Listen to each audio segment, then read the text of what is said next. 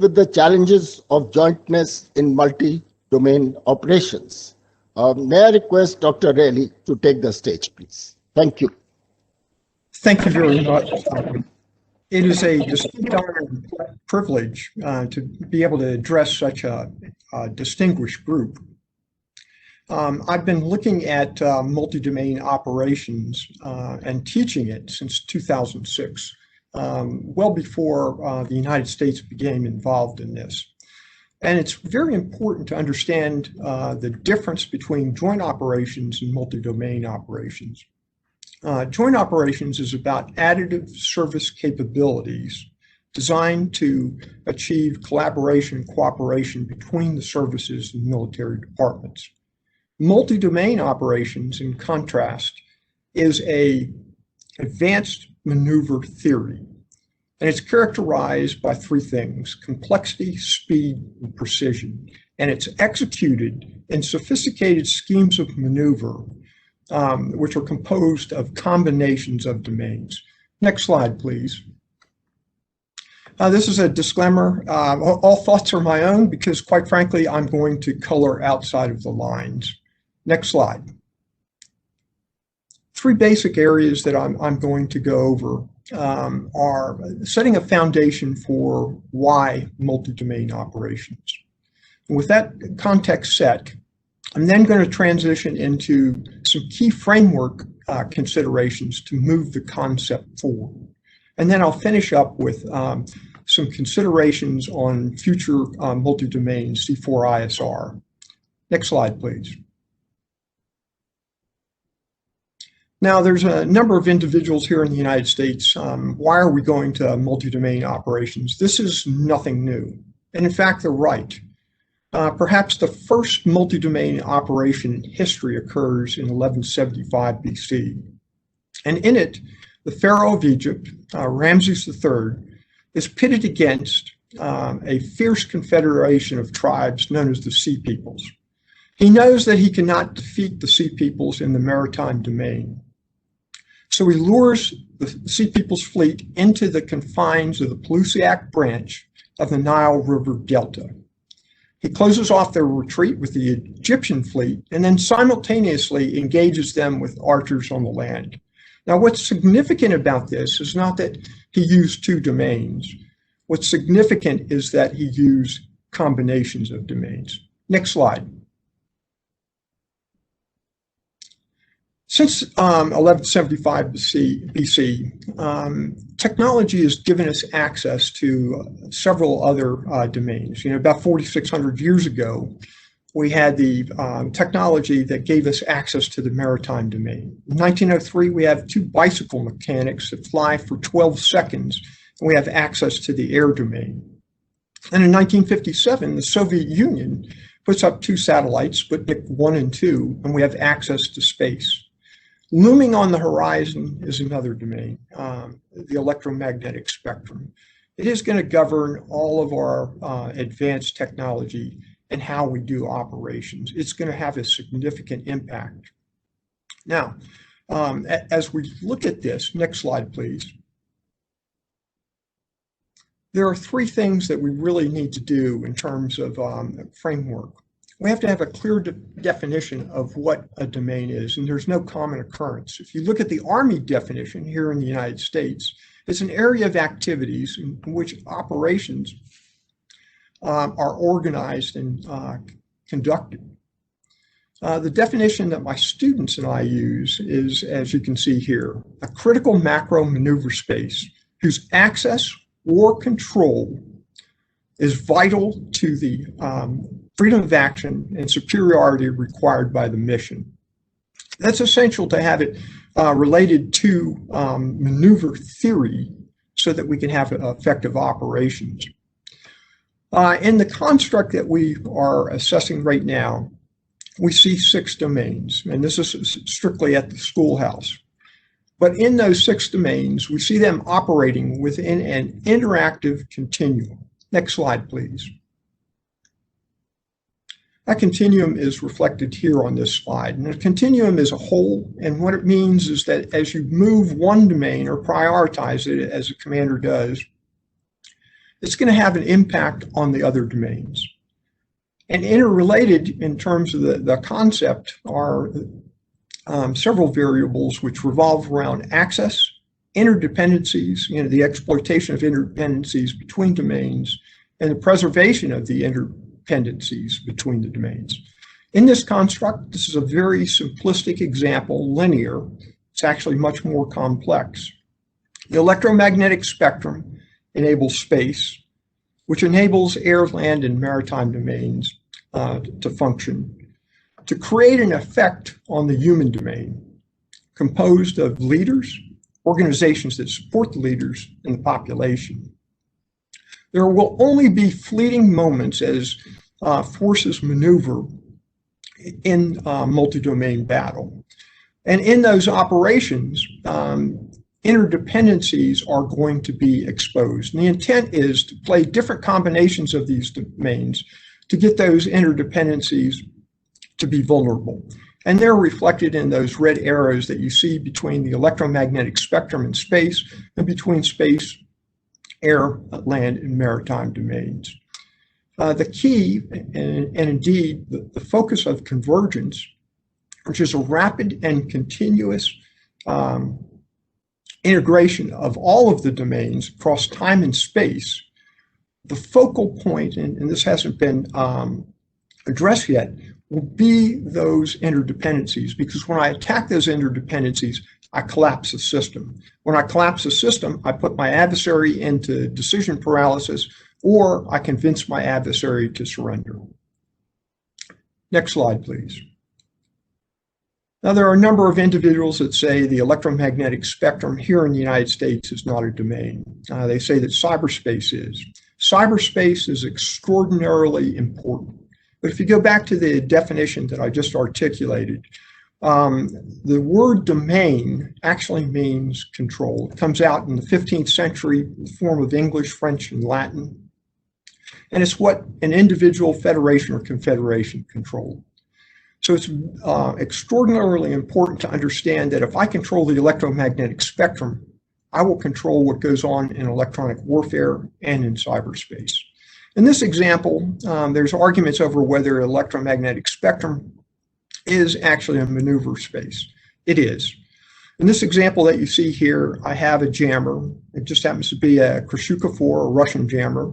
It is jamming part of the L band, which governs a large part of positioning, navigation, and timing.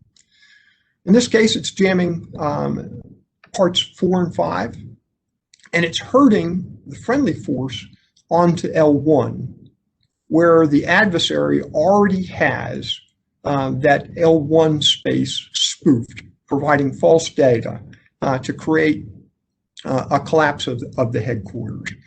So in the context, electromagnetic spectrum is going to be extraordinarily important, especially at the beginning of the conflict. China is focused on this. Russia is definitely focused on it, and the United States is beginning to regain our focus. Next slide. Human domain is also very controversial.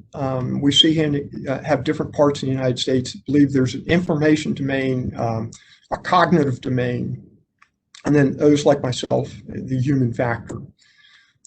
In actuality, when you have individuals seeing 3 different parts, it's usually a combination.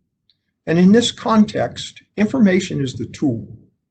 It's used in a direct or indirect fashion through kinetic or non-kinetic means.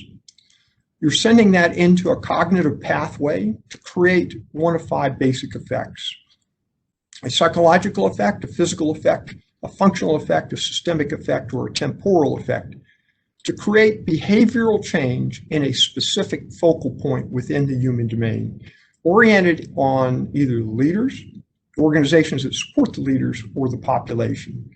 And the 3 basic things that you're trying to do is deter, compel, or leverage suasion. Next slide, please.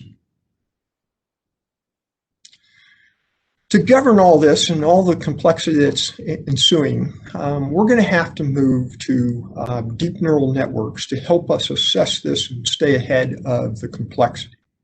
What you see is an example of one. A deep neural network is composed of an input, process, and output. This is the process. Looks like a simplistic matrix, but it's designed to synchronize the domains to achieve convergence at the critical place of time. So it's synchronizing the objectives, the effects, which are the conditions that tell you whether you have success on the objectives.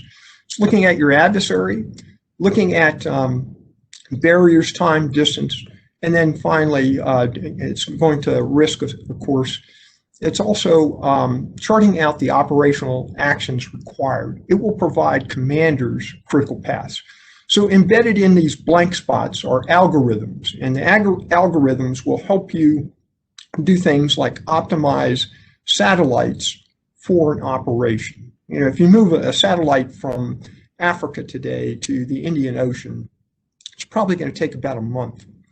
If it's a signal satellite, you may be able to split the beams and cover parts of Africa and the Indian Ocean. Those are contextual elements that will be embedded in the algorithms that are in this framework. Down at the bottom, very importantly, are the other factors that affect military operations that also can be inputted. Weather, sea state, the solar data, lunar data, things that are essential to, and that have a dramatic impact on operations. In this context, the staff should also be helping the commander develop focused decisions. Next slide, please.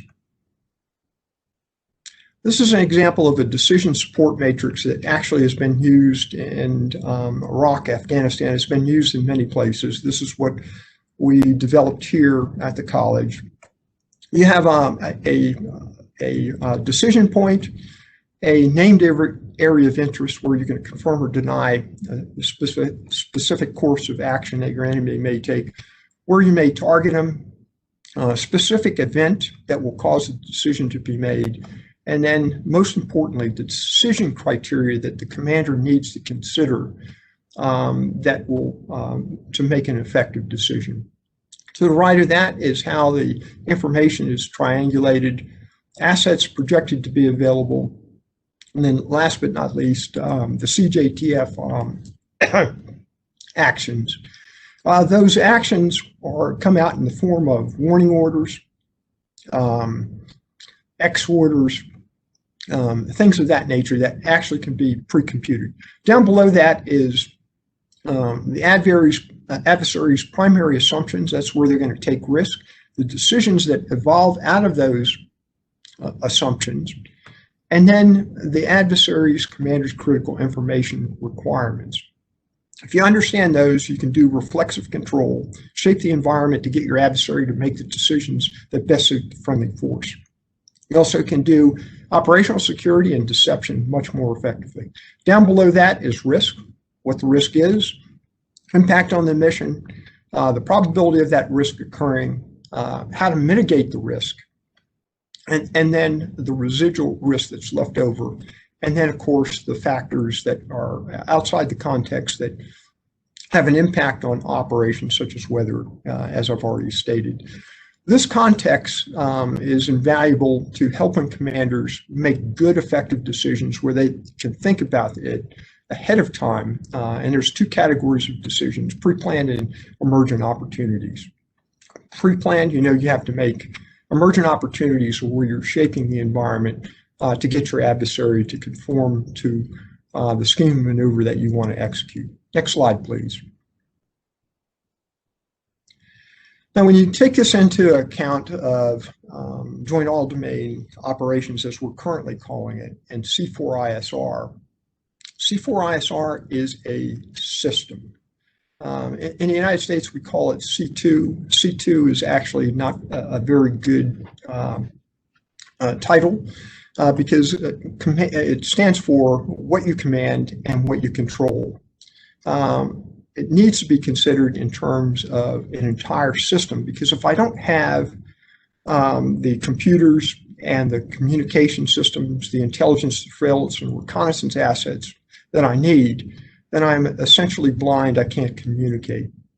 And in the context of the future, to achieve convergence, what we've got to do, and one of the biggest challenges that we have, is to go ahead and have digital information that is translated so that the data can be cross-populated in different systems and be accurate. If you take the decision support matrix that I just described, you can place that on a deep neural network and then provide access to the commanders, where they can either, the information is automatically pushed to them or they can pull the information. Next slide, please. I apologize for rushing. Obviously, the future environment is going to be radically different. What we're encountering is a difference between 20 options in chess and 200 options in Go. My contact information is there in the center if anyone would like to contact me after this. And then if anyone would like to write an article for us, the URL for the digital journal Over the Horizon is there. Thank you very much.